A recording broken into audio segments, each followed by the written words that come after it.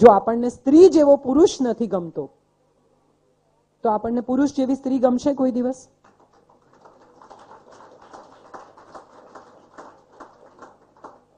રુજુતા, સુંદરતા. હું તો ઘણી વાર જયભાઈ મને કહે કે સ્ત્રી દાક્ષણ્ય એમ, તો હું તો કહું કે આ પ્લીઝ મારી બેગ ઉપાડ લો, મને તો બહુ આનંદ થાય. એમાં શું વાંધો? કોઈ આપણને સ્ત્રી તરીકે માન આપે છે તો શા માટે એ માન નહીં લેવાનું? શું સાબિત કરવાનું એ માન નહીં લઈને? એ સન્માન નહીં સ્વીકારીને આપણે સામેની વ્યક્તિનું તો અપમાન કરીએ જ છે, આપણા અસ્તિત્વનું પણ અપમાન કરીએ છીએ. જન્મ આપવાની તાકાત આપી છે આપણને ઈશ્વરે, પોતાની બાજુમાં બેસાડ્યા છે લગોલગ. જીવમાંથી જીવ છૂટો પાડવો એ કઈ સહેલી વસ્તુ નથી. અને દુનિયાભરમાં જ્યાં જ્યાં સ્પીશીસ છે ત્યાં બધે જ માદા જ ત્યાગ કરે છે. મરઘી ઈંડા પર બેસે તો દિવસો સુધી એને કંઈ ખાવાનું મળે નહીં તો વજન ઉતરી જાય છે મરઘીનું. ચણ લાવીને પોતાના બચ્ચાને ત્યાં સુધી ખવડાવે છે જ્યાં સુધી બચ્ચું ઉડતું ના થાય. શિકાર કરતા સિંહણ શીખવે છે. આ કોણ કરે છે? સિંહણ તો કહેતી નથી કે હું કેમ કરું, મારે તો સિંહ સમોવડા થવું છે. આપણે બધા જ કુદરતે બનાવેલા સુંદર તત્વો છીએ. જ્યાં ઊભા છીએ, જે કરી રહ્યા છીએ એ આપણને અસાઇન કરેલી એક જોબ છે. નારિયેળ તોડીએ તો એમાંથી પાણી જ નીકળે, એમાંથી કેરીનો રસ ન નીકળે. ચીકુનો રંગ બ્રાઉન જ હોય, પિંક ના હોય, ને સ્ટ્રોબેરી પિંક જ હોય. આ કુદરતે બનાવેલી સુંદર રચનાઓ છે. આપણે બધા આજકાલ પિંક ચીકુને બ્રાઉન સ્ટ્રોબેરી બનાવવા બેઠા છીએ. લાલ કોબી, પીળા કેપ્સિકમ, લાલ કેપ્સિકમ. એવી રીતે હવે પુરુષ સમોવડી સ્ત્રી, એક નવી સ્પીશીઝને આપણે શોધવા નીકળ્યા છીએ. બહુ સુંદર કથા છે મહાભારતની, ભંગસ્વન રાજાની. એને કુબેર શાપ આપે છે અને ભંગસ્વન રાજા સ્ત્રી બની જાય છે. એને 100 પુત્રો થાય છે અને 100 પુત્રો થયા પછી ફરી કુબેર આવે છે અને એને પૂછે છે કે તારે હવે પુરુષ બનવું છે, તારો શાપ પૂરો થયો છે. અને ત્યારે ભંગસ્વન કહે છે કે ના, મારે પુરુષ નથી બનવું. જન્મ આપવાનું સુખ માણીને મને સમજાયું છે કે સ્ત્રી હંમેશા પુરુષથી ઉપર રહેશે. મારે હવે ફરી પુરુષ નથી થવું. હું તો ઈચ્છું છું કે મને જેટલા જન્મો આપો એટલા સ્ત્રીના જન્મ આપજો.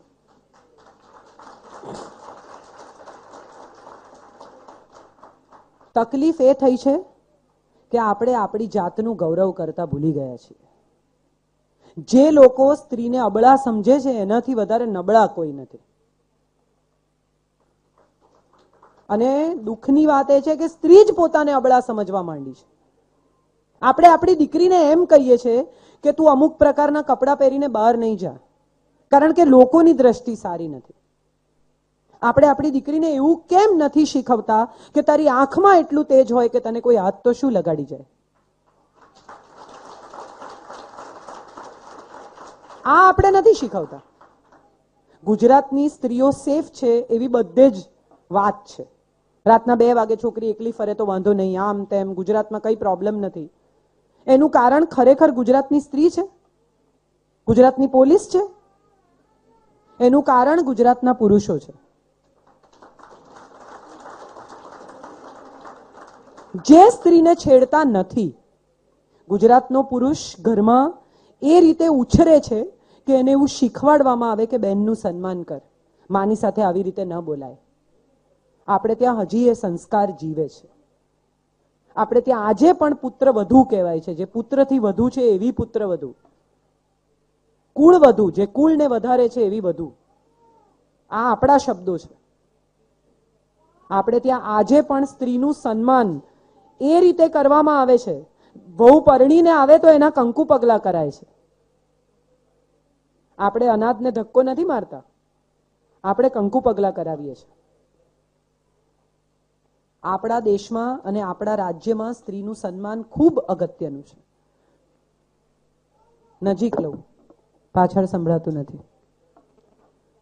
ધ્વનિબેન કહે છે અહીંથી, આગળથી કહે છે કે પાછળ સંભળાતું નથી. જુઓ, આ સ્ત્રી છે.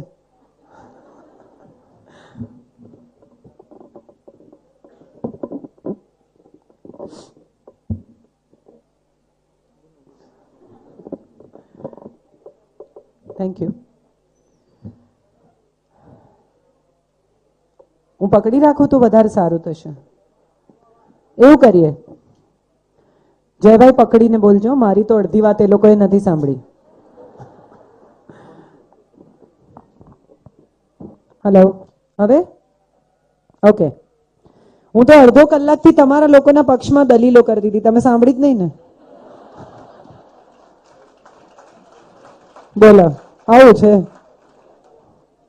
આટલી મહેનત તમારા સુધી પહોંચી જ નહીં. મહત્વની વાત જે આપણે કરવાની છે એ છે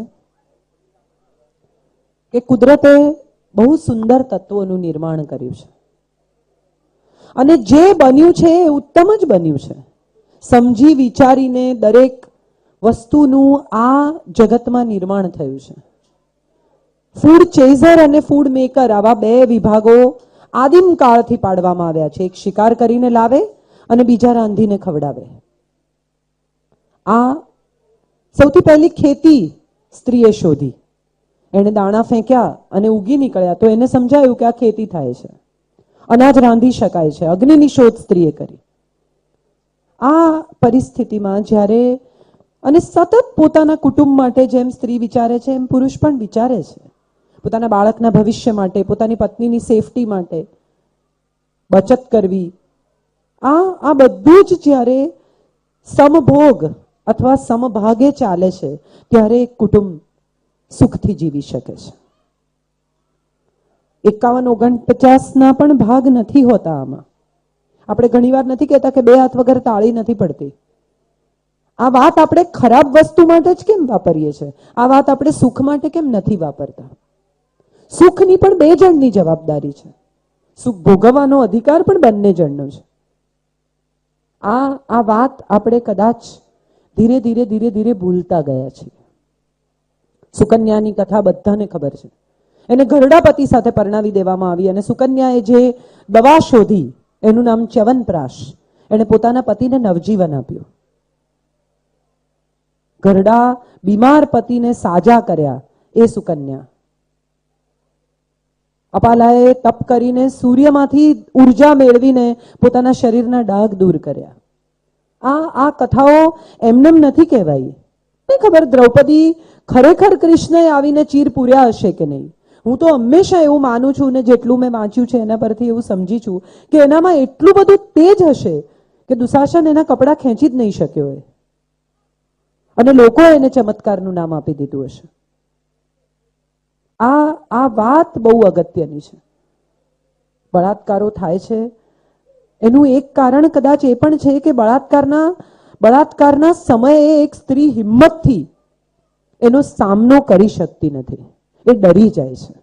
બાવડામાં બળ હોય એ જરૂરી નથી, હૃદયમાં હિંમત હોવી જરૂરી છે. અને આપણે જ્યારે આ નવા સમયમાં દાખલ થયા છીએ, નવા વસ્ત્રો પહેરતા થયા છીએ, એકલા પ્રવાસ કરતા થયા છીએ, ત્યારે બહુ જ અગત્યનું એ છે કે આપણે આપણી જાતને સાચવતા શીખીએ. બીજા પાસેથી સુખની આશા રાખીશું તો એને દુઃખી કરવાનો અધિકાર આપી જ દઈશું. ઓટોમેટિક મળી જાય છે એને અધિકાર.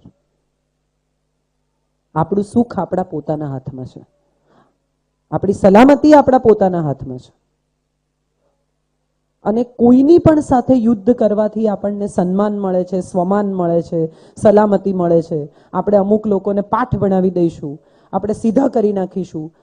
આ બધા વાક્યો જ્યાં પણ જે પણ બોલતું હોય એને ખરેખર સમજવાની જરૂર છે કે ઈશ્વરે બે ફાડિયા રચ્યા છે. જેમ ચણાને તમે તોડો ને એમાંથી બે નીકળે તો જ આખો ચણો બને. દ્વિદળ છે, દંપતી કહેવાય છે પુરુષ અને સ્ત્રી. એકમાંથી બીજાનું સર્જન થયું છે.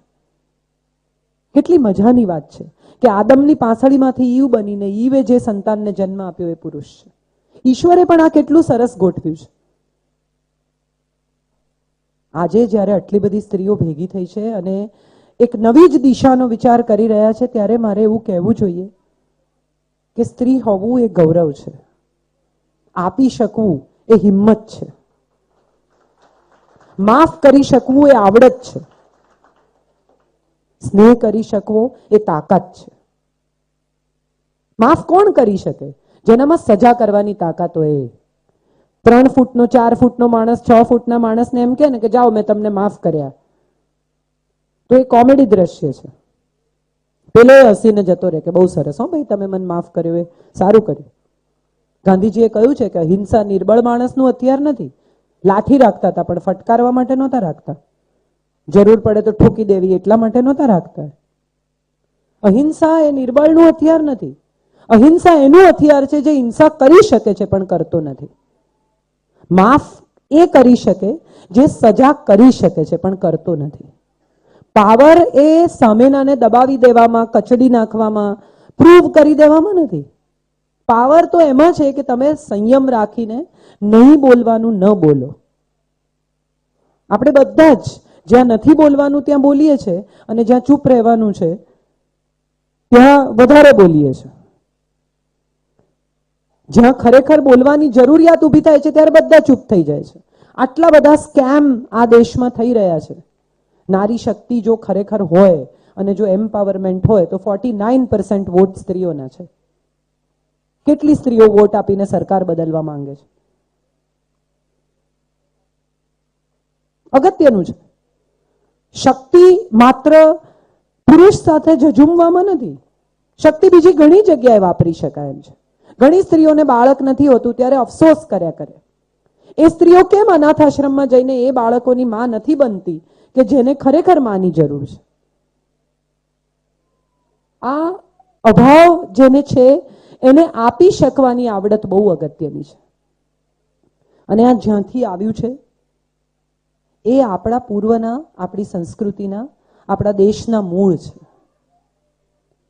સાડી પહેરવાથી, ઝૂકી જવાથી, સોરી કહી દેવાથી, માફ કરી દેવાથી, કોઈનું ધ્યાન રાખવાથી, ઘરના તમામ સભ્યોનું સુખ જોવાથી આપણે નાના નથી થઈ જતા.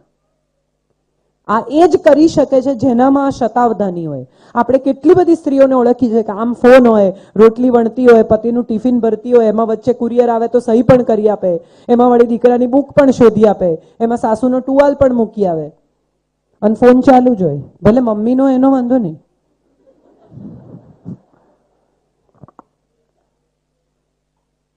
એક પુરુષ ફોન પર વાત કરતો હોય, કુરિયર આવે ને તો એ ફોન પર પૂછે કે સહી ક્યાં કરવું એમ?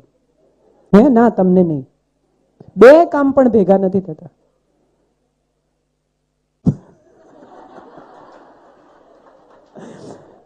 જો એમને પૂછો હું શું બોલી, એ લખતા હતા.